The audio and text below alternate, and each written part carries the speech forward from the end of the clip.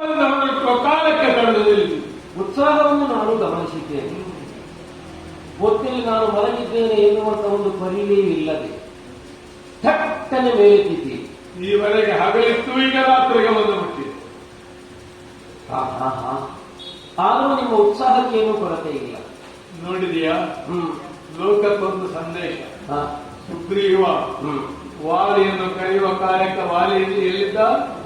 ತಾರೇ ಪಲ್ಲಂಗದಲ್ಲಿ ಇದ್ದಲ್ಲ. ಒಟ್ಟಿನಲ್ಲಿ ಸತಿಯಿದ್ದರೂ ಕೂಡ ಇದ್ದಾಳೆ ಎನ್ನುವಂತಹ ಒಂದು ಭಾವವೂ ಇಲ್ಲದೆ ಯಾವುದೋ ಚಿಂತನೆ, ಇನ್ಯಾವುದನ್ನು ಕಳಕೊಂಡ ಅನುಭವ, ಮತ್ತೇನೋ ಒಂದು ಭಾವ ನಿಮ್ಮಲ್ಲಿ ಹಾದು ಹೋಗುತ್ತಲ್ಲ.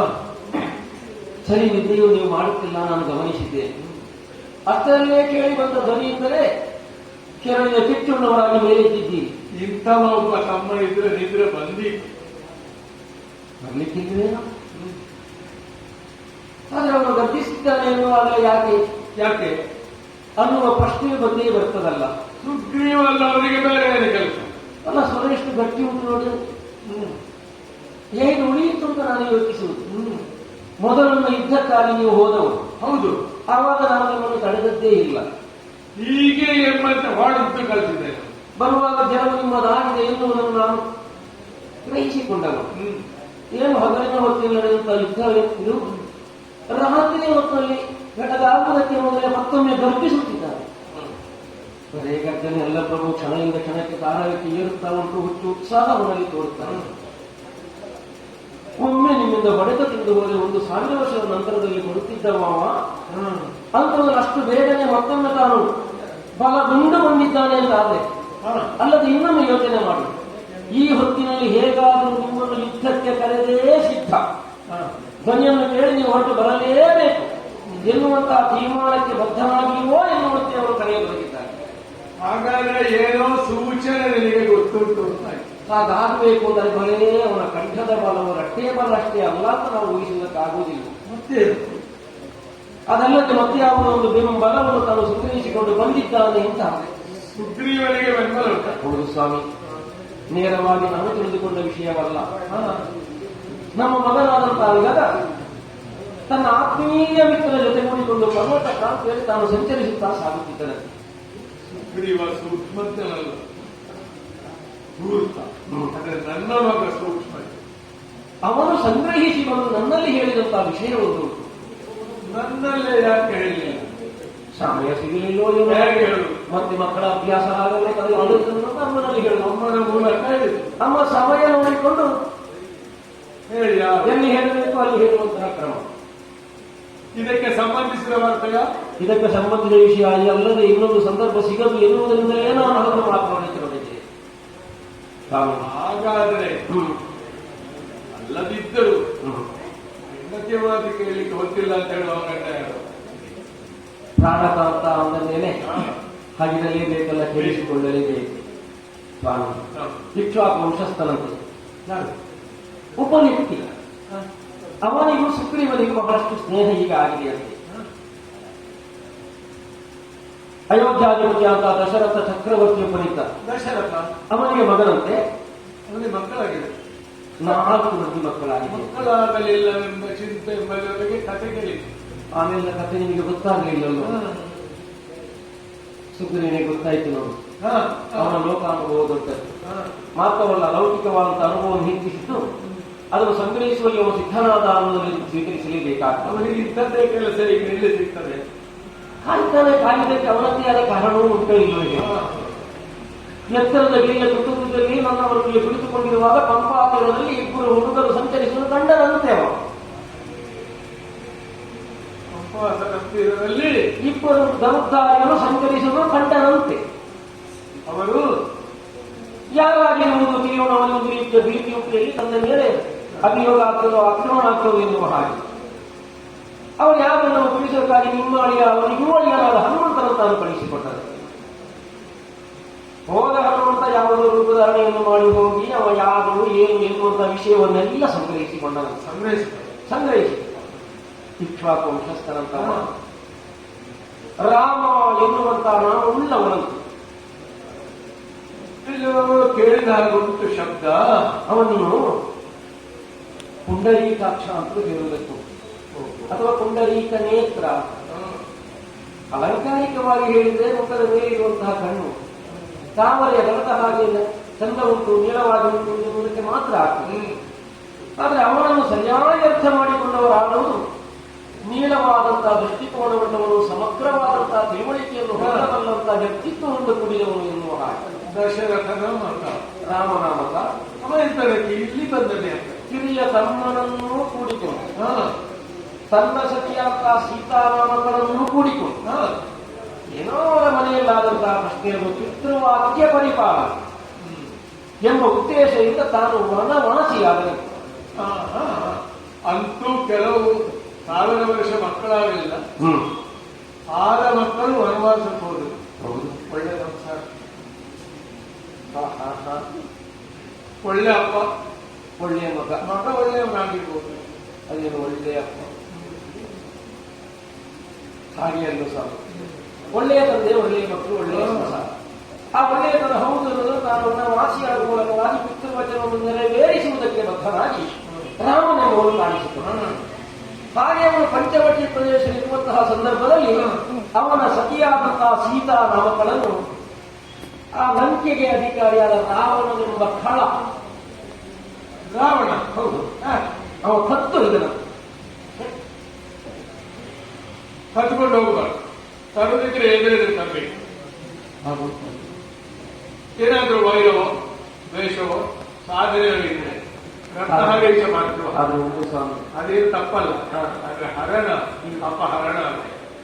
ವಿಧಿವತ್ತ ವಿವಾಹವಾದವನು ರಾಮಚಂದ್ರ, ಶಾಸ್ತ್ರಾರ್ಥವನ್ನು ನಂಬಿ ನಡೆಯುವವನು, ಭಾರ್ಯ ಸಂರಕ್ಷಣೆಯ ಹೊಣೆತನವುಂಟು ಎನ್ನುವಂತಹ ನಿರ್ಣಯಕ್ಕೆ ಬದ್ಧನಾಗಿ ಕಳೆದುಕೊಂಡ ಸತ್ಯವನ್ನು ಸಂಗ್ರಹಿಸುವ ಉದ್ದೇಶದ ದಕ್ಷಿಣ ಪಥದಲ್ಲಿ ಅರಸುತ್ತಾ ಪಂಪಾ ತೀರದ ತನಕ ಒಂದರಂತೆ ಅಲ್ಲಿಗೆ ಬಂದು ಇಷ್ಟಿದೆ ಕಡೆಗೆ ಬರಬಹುದಿತ್ತಲ್ಲ, ಪ್ರಭುಶಕ್ತಿ ಉಂಟಲ್ಲ ಇಲ್ಲಿ.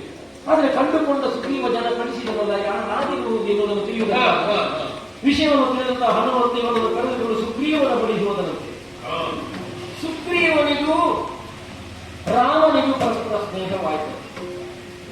ಅಂತೂ ಏನೂ ಇಲ್ಲದ ಸುಗ್ರೀವ ಮೈತ್ರಿ ಬಂದ, ಒಪ್ಪಂದ ಎಲ್ಲ ಮಾಡುವಲ್ಲಿಗೆ ಬಿಟ್ಟಿದ್ದಾನೆ. ಮಾರ್ತಾಂಡ ಜಾತನೊಡನೆ ಮಾರ್ತಾಂಡ ಕುಲ ಜಾತನು ಪರಸ್ಪರ ಕಂಡು ಏಕಾಂತದಿಂದ ಅಂತರಂಗವನ್ನು ಮಾತಾಡಿಕೊಂಡ್ರು.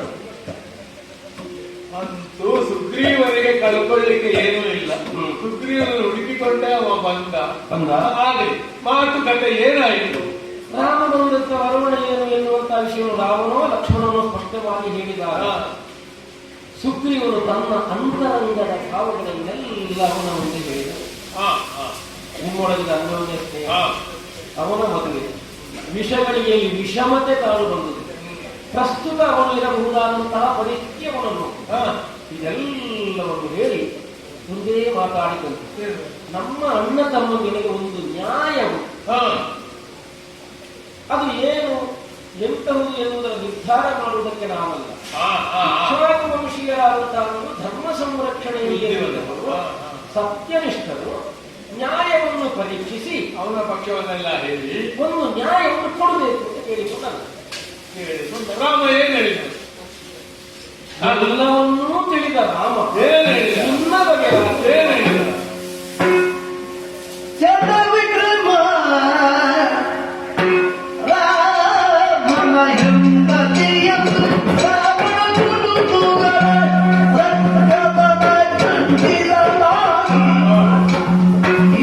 Yeah.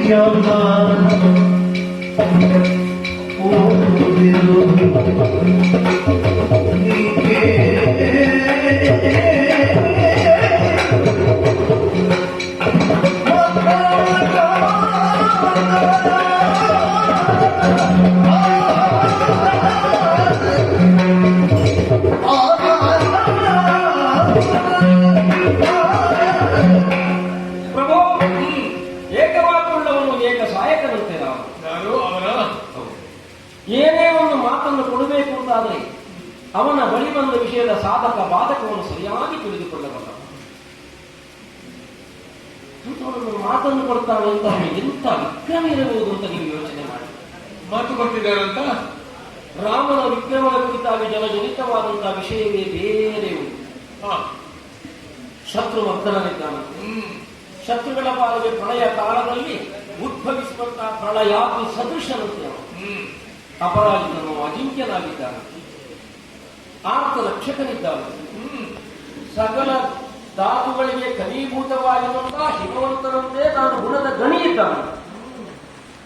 ಶರಣಾಗತರಾಗಿ ಬಂದವರಿಗೆ ಫಲಭರಿತ ವೃಕ್ಷದ ಹಾಗೆ ತನ್ನನ್ನು ಕೊಡಬಲ್ಲಂತಹ ಉದಾತ್ತಮ.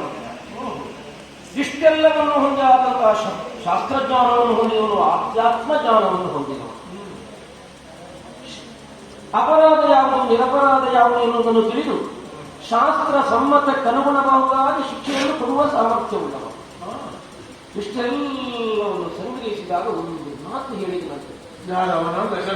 ದಶರಥನ ಮಗ ವಿಧಿ ವಿಹಿತವಾಗಿ ಮುಂದಾದಂತಹ ದಾಂಪತ್ಯವನ್ನು ಪ್ರತ್ಯೇಕಗೊಳಿಸುವುದೇ ಶಾಸ್ತ್ರಕ್ಕೆ ವಿರೋಧವಾಗಿದೆ. ಮೇಲಾಗಿ ಇನ್ನೊಬ್ಬನ ಹೆಂಡತಿಯನ್ನು ಮತ್ತೊಬ್ಬನು ಅಪಹರಿಸ್ತಾನೆ ಅಂತಾದ್ರೆ ಅದಕ್ಕಿಂತ ಹೆಚ್ಚಿನದ್ದಾಗುವ ದೋಷ ಮತ್ತೊಂದಿಲ್ಲ. ಪರದಾರಾಪಹರ್ತ ಹೌದು, ಅಂತವನ್ನು ನಾನು ಸುಮ್ಮನೆ ನಡೆಸಲಾರೆ.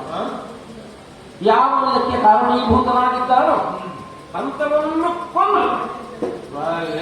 ಆದರೂ ನಿನ್ನ ಸತಿಯಾದಂತಹ ಗುಣೆಯನ್ನು ನಿನಗೆ ಹೊಂದಿಸಿಕೊಡುತ್ತೇನೆ ಅಂತ ಒಂದು ಮಾತು ಹೇಳಿ. ಒಂದು ಮೆಚ್ಚಿದೆ. ವಾಲಿಯನ್ನು ಕೊಲ್ಲುತ್ತೆ ಅದಿಲ್ಲ, ಹಾಗೆ ಒಂದು ವ್ಯವಸ್ಥೆ ಇಲ್ಲ. ಆ ವಾಕ್ಯವೇ ತಪ್ಪು. ಹೇಳಿದ ಮಾತ್ರ ಹೋಗಿಲ್ಲ, ಹೇಳಿದ ಇಷ್ಟ ಅನ್ನುವಾಗ ಸುಗ್ರೀವನು ಒಂದು ಹೇಳಿದ. ಸುಗ್ರೀವ ಮಾತು ಕೊಡಲೇ ಬಿಟ್ಟಿದ. ನನ್ನ ಸತ್ಯಾದಂತಹ ಗುಣೆ ನನಗೇ ದೊರಕೊಂಡೆ. ಅವನ ಹೆಂಡತಿಯನ್ನು ಸಂಪಾದನೆ ಮಾಡಲಿಕ್ಕೆ ಅವನಿಗೆ ರಾಮ ಬೇಕು. ಹೌದು, ದೊರಕಿಸಿಕೊಟ್ಟಂತಹ ಗುಣೆಗೆ ನಿನ್ನ ಸತ್ಯವನ್ನು ಕಳೆದುಕೊಂಡನು. ಅವಳನ್ನು ಮತ್ತೊಮ್ಮೆ ಸಂಗ್ರಹಿಸುವಲ್ಲಿ ಸಕಲ ಕೀಶ ಬಳಗವರು ಒಂದಾಗಿ ನಾವು ಬರ್ತೇವೆ ಅಂತ ಆಡಿದ. ಸಕಲ ಕೀಶ ಬಳಗ ಇವನಲ್ಲಿಲ್ಲ. ಇದು ಗಿಡ ನೆಟ್ಟವನು, ಊರಿಲ್ಲದವನು ಹೇಳಿದ್ದಾವನು. ಇಲ್ಲಿ ಒಂದು ವೃಕ್ಷಗಳಿದ್ದಾವೆ, 3 ವರ್ಷದ ನಂತರದ ಬೆಳೆ ನಿನಗೆ. ಮರ ಬದುಕಬೇಕು, ಬೆಳೆ ಆಗಬೇಕು, ಅದು ಇವನ ಕೈಗೆ ಸಿಕ್ಕಬೇಕು. ಸುಗ್ರೀವನಿಗೆ ಮಾತುಕೊಳ್ಳಿಕ್ಕೆ ಏನಾಗಬೇಕು, ಬಹುಶಃ ಹೀಗಿರ್ಬೇಕು. ನಿನ್ನಿಂದ ಆಗುವುದೂ ಇಲ್ಲ, ಇದರ ಅಗತ್ಯವೂ ಇಲ್ಲ. ಅಲ್ಲ, ಹೇಳಿದವ ಪ್ರಾಮಾಣಿಕ ಅಲ್ಲ ಅಂತ ಹೇಳುವುದಿಲ್ಲ.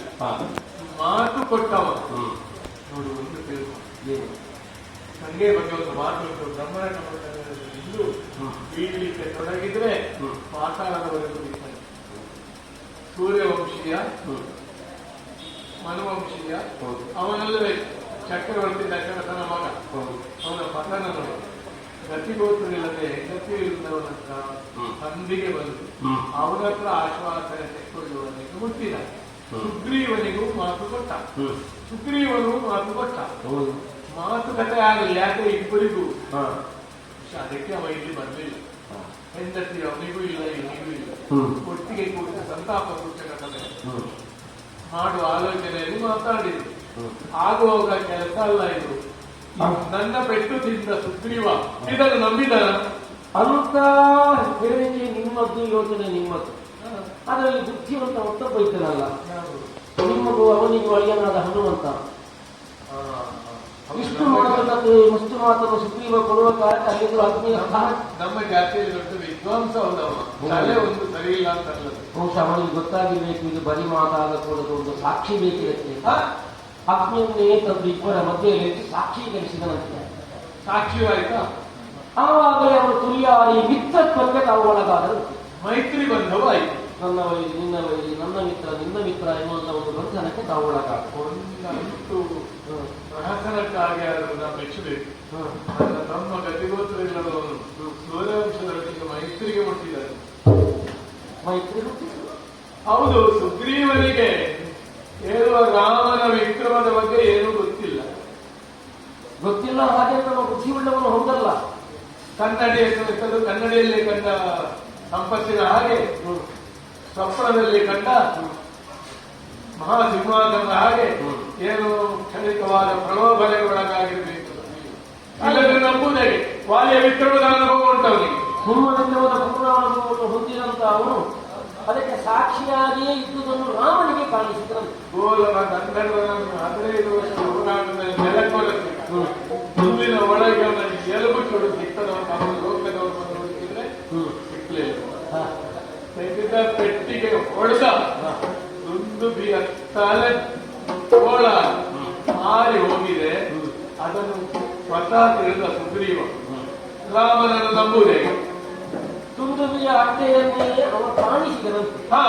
ನನ್ನ ಅಣ್ಣನ ಪರಾಕ್ರಮಕ್ಕೆ ಸಾಕ್ಷಿಯಾಗಿ ಈಗಲೂ ಇರುವುದು ಆ ಬೆಳ್ಳಂಬೆಳಗಿನ ಅಟ್ಟೆ ಎಂದು ತೋರಿಸಿದರಂತೆ. ಕರವಸ್ತ್ರದ ಹಾಗೆ ಎತ್ತಿ ಬೀಸಾಡಿದ್ದೇನೆ ದುಂದುಬಿಯ. ಮೊನ್ನೆಯ ತನಕ ಮೊಣಕಾಲ ಪರ್ಯಂತ ಎತ್ತಿಯೂ ಪರಾಕ್ರಮವನ್ನು ಸ್ಥಾಪಿಸುತ್ತಿದ್ದವರು ನೀವು. ಅದು ಎತ್ತಲಿಕ್ಕೆ ಅಷ್ಟೇ ಆಗುವುದು ಅಂತಲ್ಲ, ಅದನ್ನು ಎತ್ತಿ ಸುಗ್ರೀವನಿಗೆ ತೋರಿಸುವುದು.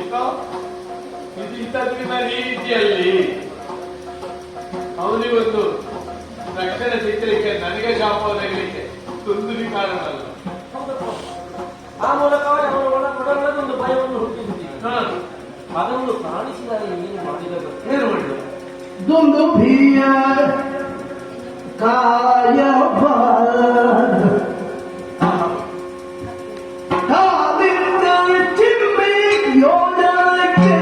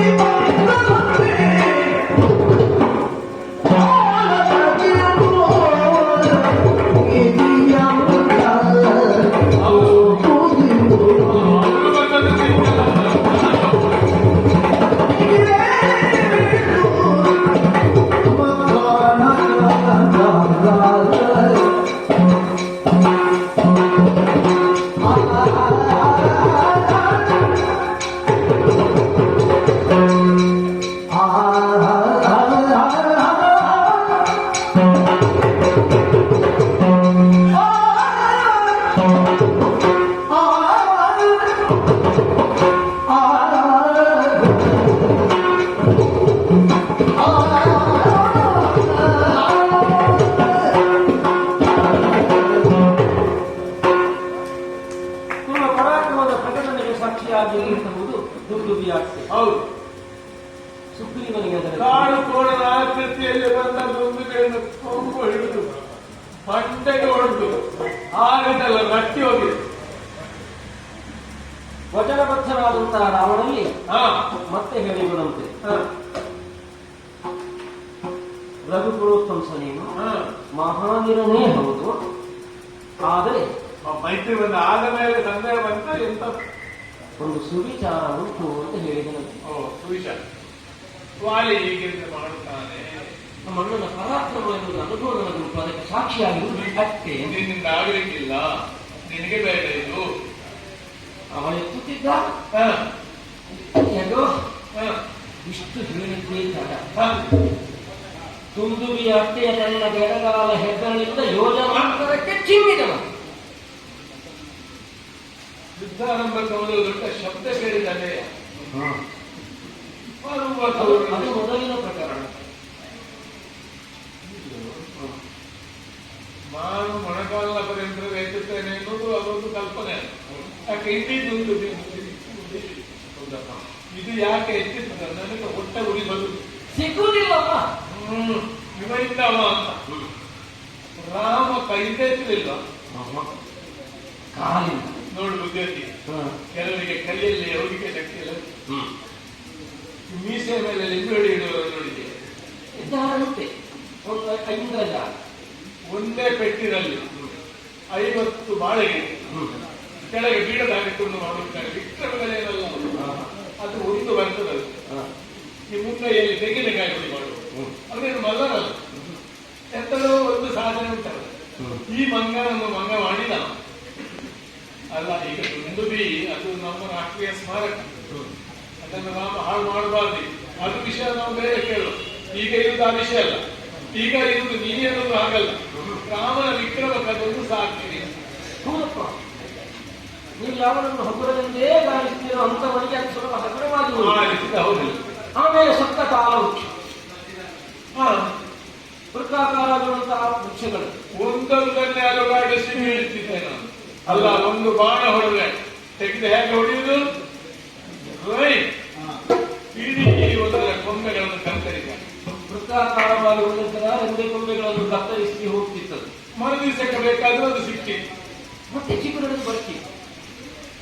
ಈ ವಿಷಯವನ್ನು ಅಷ್ಟೂ ಸುಗ್ರೀವ ರಾಮನಲ್ಲಿ ಹೇಳಿದ್ದೇ ತಡ. ಅದು ಏನು ಮಾಡಿದ್ರೂ ಗೊತ್ತಿಲ್ಲ. ಮೂಡಿಗೆಯಿಂದ ಬಾಣವೊಂದನ್ನು ತೆಗೆದು ಹೂಡಿ ಎಸೆದರಂತೆ ಸಮೂಲ ವೃಕ್ಷಗಳು ನಾಶವಾಗಿ ಹೋಯಿತಂತೆ. ಇಲ್ಲ, ಮೂಲೋತ್ಪಾದನೆಯನ್ನು ಮಾಡಿದ್ದಾನೆ.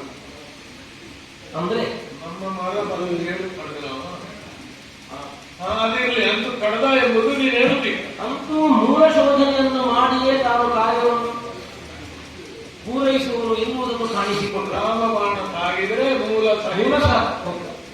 ಏನಿದ್ರೂ ನಾಶ ಹೊಂದುತ್ತದೆ ಅಂತ ಬಾಣಗಳ ಅವನಲ್ಲಿ ಬಹಳಷ್ಟು. ಅಂದರೆ ರಾಮ ಪರೀಕ್ಷೆ ನಡೆಯಿತು. ಇದನ್ನು ತಿಳಿದ ಅವನೇ ಅವತ್ತೇ ನೋಡು, ನೀನು ಹೇಳ್ತೀಯ ದಶರಥನ ಮಗ, ಮತ್ತೆ ಯಾರ ಶಿಷ್ಯ? ವಿಶ್ವಾಮಿತ್ರ ಶಿಷ್ಯಂತೆ ವಸಿಷ್ಠನ ಶಿಷ್ಯ. ವಸಿಷ್ಠ ವಿಶ್ವಾಮಿತ್ರ ಶಿಷ್ಯ. ಅವ ಇಲ್ಲಿ ಒಂದು ಪರೀಕ್ಷೆ ಕೊಟ್ಟದ್ದು ಯಾರ ಹತ್ರ? ನಮ್ಮ ಮಗನ. ನಮ್ಮ ವಸ್ತು ಒಬ್ಬೊಬ್ಬನಿಗೆ ಬರುವುದು ಅವರ ಹೆಂಡತಿ ಕಳ್ಕೊಂಡ್ರೆ ಆಗ್ತದೆ. ಆಯ್ತು, ರಾಮ ಬಂದ, ಒಪ್ಪಂದ ಆಯಿತು, ಮಾತು ಕೊಟ್ಟರು, ಪರೀಕ್ಷೆ ನಡೆಯಿತು. ಇದು ಯುದ್ಧಕ್ಕೆ ಮೊದಲೇ ಅಲ್ಲ. ಮೊದಲು ರಾಮೇ ನಿಮ್ಮನ್ನು ಜಗಳಕ್ಕೆ ಕರೆದದ್ದು. ಈಗ ಏನು ಇಷ್ಟವರೆಗೆ ಗೊತ್ತಾಗಲಿಲ್ಲ. ಹೋಗಲಿ, ಇದೆಲ್ಲ ಈಗ ಅಂಗಡಿಗೆ ಹೇಳಿದವರಲ್ಲಿ ಅಲ್ಲ, ವಿಷಯ ಅಲ್ಲ. ವಿಮರ್ಶೆ ಮಾಡಿ ನಿನ್ನ ಅಭಿಪ್ರಾಯ ಯುದ್ಧಕ್ಕೆ ಬೇಗ ಮುಗಿಸಬೇಕು ಅಂತ ಹೇಳಿಕೆ ಬದಲಲ್ಲ. ಇವತ್ತೇ ಹೊರಟುದು ಅಂತ ಹೇಳುವುದೇ ನಾಳೆ ಅಂದರೆ ನಾಳೆ ಮೂಡಿಕೊಂಬ, ನಾಳೆ ಮೂಡಿಕೊಂಬ ಎಂತದ್ದು ನಾಳೆ ನೋಡು. ಯುದ್ಧ ಅಲ್ಲಿವರೆಗೆ ಉಳಿದ್ರೆ ಅಲ್ವಾ? ಈಗ ಬೇಡ ಉಂಟಲ್ಲ. ಬಿಂದು ಎಂತ ಹಾಗೆ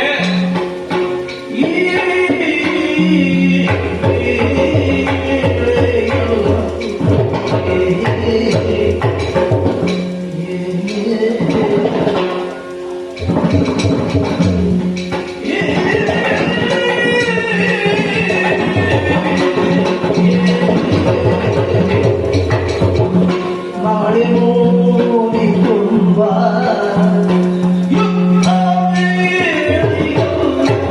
ಬಿಂದು ಎಂತ ಕಾಲವೇ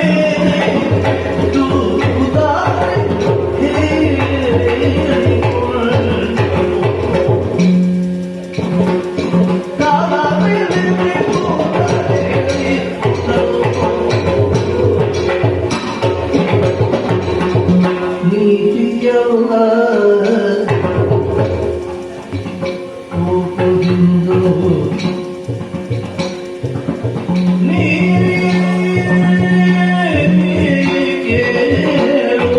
ಕೇಳು ಮತ್ತಾನ ನೀತಿಯ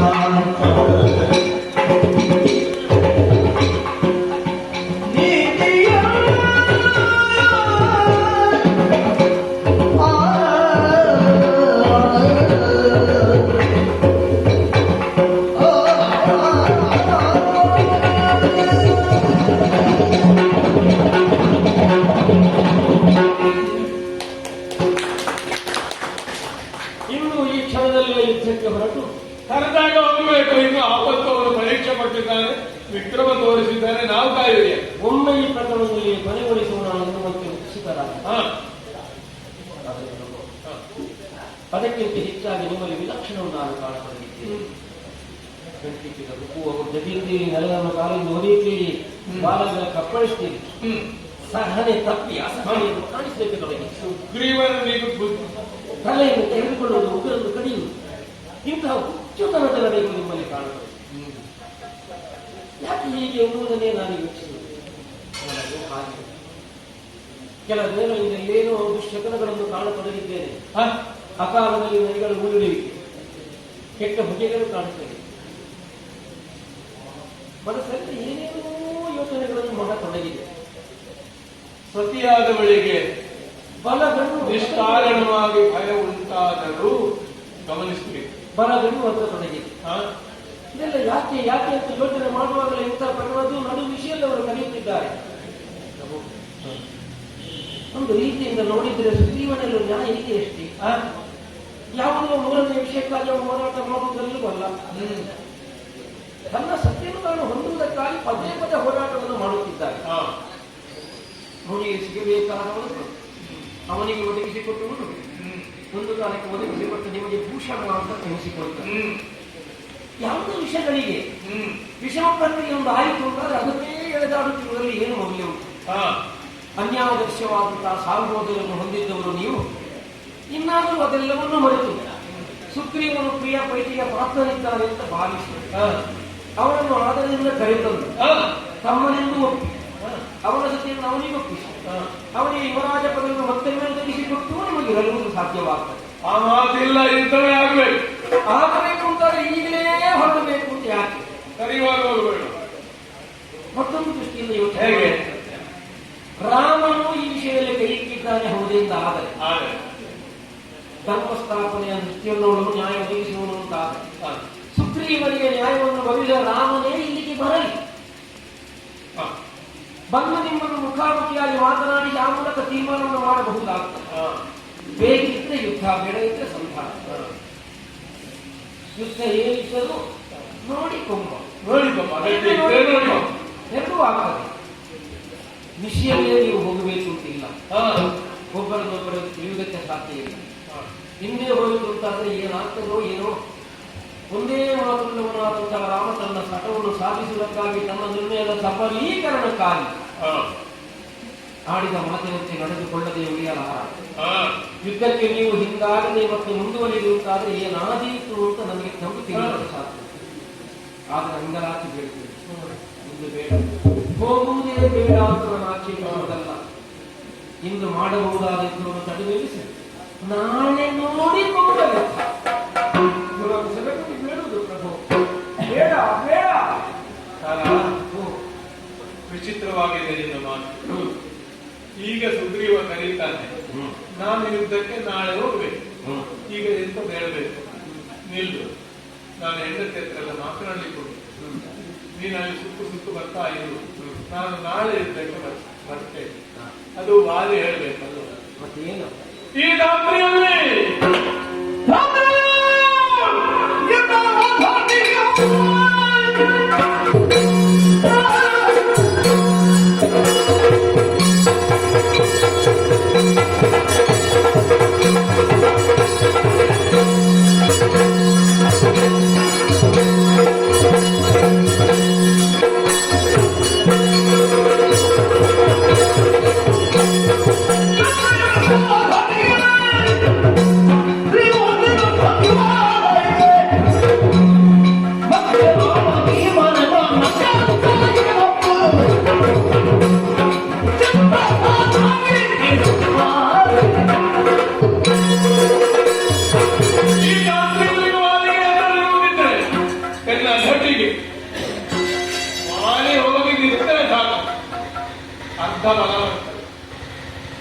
ಹೇಮಮಾಲಿಕ ಹಾಕಬೇಕು ಅಂತ ಇಲ್ಲ, ಅದು ಕೆಲವರಿಗೊಂದು ಯೋಗ.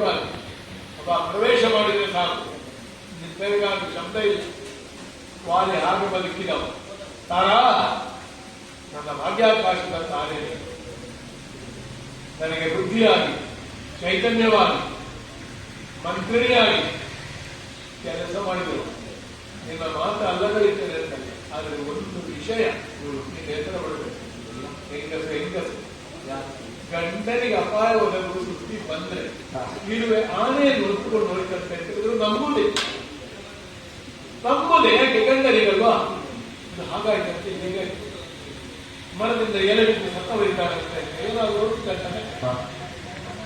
ಚಿತ್ರಕರಾಮಿಗೆ ಆದ ನೀನು ವಿಚಿತ್ರವಾಗಿದೆ ನಿನ್ನ ಮಾತು ಆಲೋಚನೆ ಮಾಡು. ಈ ಯುದ್ಧವಾಗುವಾಗ ರಾಮ ಇರಲಿಲ್ವಾ? ಮಾತು ಕೊಟ್ಟವಲ್ವಾ? ನನ್ನ ಕೊಲ್ತೇನೆ ಅಂತ ಹೇಳಿದಲ್ವಾ? ಎಲ್ಲಿದ್ದ ರಾಮ? ಆಗಲಿಲ್ಲ. ಅಣ್ಣನಿಗೆ ಹೆದರಿಕೆ ಆಗಿದೆ ಈಗ.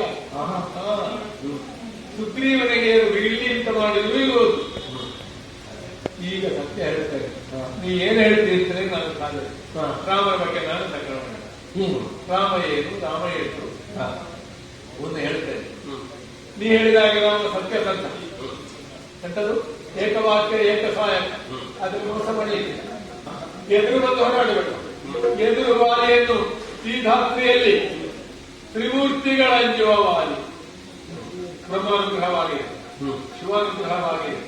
ನಿನ್ನನ್ನು ನಾನು ಪಡೆದದ್ದೇ ಹಾಗೆ 66, 33, 99 ಏನು ಅಂತ ಹೇಳಿದ್ದಾನೆ. ಅವರಿಂದ ಆಗಲಿಲ್ಲ. ಒಬ್ಬ ವಾಲಿ ಮಾಡಿದ ಮತನ ನನ್ನ ಬದುಕಿನ ಮತನದಲ್ಲಿ ಬಂದ ತಾರಣಿ ದೇವಾಪುರವೇ ಭೀತಿಗೊಂಡವು. ಇಂದ್ರಾನುಗ್ರಹ ಉಂಟು. ಈ ರಾಮನಿಗೆ ಅವನ ಹೆಂಡತಿಯನ್ನು ಕದ್ದುಕೊಂಡು ಹೋದವನನ್ನು ಏನು ಮಾಡಲಿಕ್ಕಾಗುವುದಿಲ್ಲ. ದಾರಿಯಲ್ಲಿದ್ದವರಿಗೆ ಹೆಂಡತಿ ಕೊಡಿಸುತ್ತದೆ. ರಾಜಕೀಯ ಮೈತ್ರಿ ಬಂದ ಮುಳುಗುವವನಿಗೆ ಇನ್ನೊಬ್ಬ ಮುಳುಗುವವನು ತೇಲಿಕೊಂಡು ಹೋಗುವ ಮರದ ಒಂದು ತುಂಡನ್ನು ಹಿಡ್ಕೊಂಡು ದೋಣಿ ಅಂತ ಭಾವಿಸುವ ಹೋಗಿದ್ದಾನೆ. ಎರಡು ಹೋಯ್ತು. ರಾಮನಿಗೆ ಏನಾಗಿದೆ ಗೊತ್ತಾ? ವಿದ್ವಾಂಸ ಬುದ್ಧಿವಂತ ಎಲ್ಲ ಅವರು. ಕೆಲವರಿಗೆ ಹೆಂಡತಿಯಿಂದ ಅತಿಯಾದ ಪ್ರೀತಿ ಆಗಿದೆ. ರಾಮನಿಗೆ ಎಂತದ್ದು ಸೀತಾ ಹೃದಯ ಅಲ್ವಾ? ಹೃದಯವನ್ನು ಕಳ್ಕೊಂಡು ಬುದ್ಧಿ ಶೂನ್ಯನ ಏನೇನೋ ಆಗಿರಬೇಕು. ಇಲ್ಲದಿದ್ದರೆ ನೀನು ವಿಚಿತ್ರವಾದ ಈ ರೀತಿಯ ಮಾತಾಡ್ತಿರಲಿ. ಆಯ್ತು, ನಾನೀಗ ಕೂತರೆ ರಾಮನು ಸುಗ್ರೀವನು ಒಳಗೆ ಬರುವುದಿಲ್ಲ ಅಂತ ಹೇಳಿ ಎಂತೆಂತಹ ಯುದ್ಧಗಳಲ್ಲಿ ಗೆದ್ದವ ವಾಲಿ. ಪ್ರಸಿದ್ಧವಾದ ಯುದ್ಧಗಳೇ ಉಂಟು. ಸುಗ್ರೀವ ಒಂದು ಸಲ ಪೆಟ್ಟು ತಿಂದ್ರೆ ಹಗಲು ನಕ್ಷತ್ರ ಕಾಣುತ್ತದೆ. 14 ಲೋಕದ ಪ್ರವಾಸ ಸಿಗ್ಬೇಕು ವಾಲಿಯಲ್ಲಿ ಯುದ್ಧಕ್ಕೆ ಬರಲಿ. ಒಂದೇ ಸಲ 14 ಲೋಕವು ಕಾಣುತ್ತದೆ. ವಾಲಿಗೆ ವಿದ್ವಾಂಸ ಅಂತ ಹೆಸರಿಲ್ಲ, ತಪಸ್ವಿಯತೆ ಇಲ್ಲ. ಅದನ್ನು ಇಷ್ಟಿಯವರಿಂದ ಸ್ಥಾಪಿಸಲ್ಪಟ್ಟು ವೃಕ್ಷದ ಹೆಸರಿಂದ ಬೆಳೆಸಲ್ಪಟ್ಟ ಈ ಕಪಿ ಸಾಮ್ರಾಜ್ಯಕ್ಕೆ ಸಂಸ್ಕಾರವನ್ನು ಉಂಟು ಮಾಡಿ ವಾಲಿ.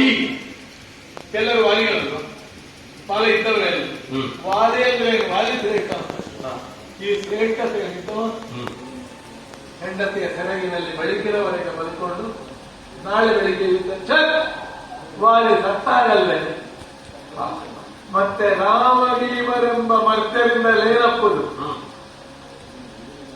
ನನಗೆ ಇಲ್ಲಾದರೂ ಸೋಲು ಉಂಟಾಗಿದೆ, ನಿನ್ನಿಂದ ಯಾವ ಯುದ್ಧಪಟ್ಟು ವೀರ ಶ್ರದ್ಧೆಯನ್ನು ಕಳೆದವರಲ್ಲಿ ಅದು ಬಿಟ್ಟು ನಾಳೆ ನೋಡಿಕೊಂಬ ಯುದ್ಧ ಧೈರ್ಯ ಕಳ್ಕೊಂಡು ಕಾಲ ಮೇಲೆ ಬಿದ್ದು ಕಣ್ಣೀರಿಳಿಸಿ ನನ್ನ ತಾರೆಯಾಗಿದ್ದು. ನನಗೆ ದೋಷ ಬಂದ್ರೆ, ನನಗೆ ಸೋಲು ಬಂದ್ರೆ, ನನಗೆ ಎಳ್ಳೆಯ ಮುಳ್ಳಾದ್ರೆ ಸುಗ್ರೀವನಿಂದ ಅಲ್ಲ, ರಾಮನಿಂದ ಅಲ್ಲ, ನಿನ್ನ ಚಿತ್ತದಲ್ಲಿ ಶಕ್ತಿ ಬಂದರೆ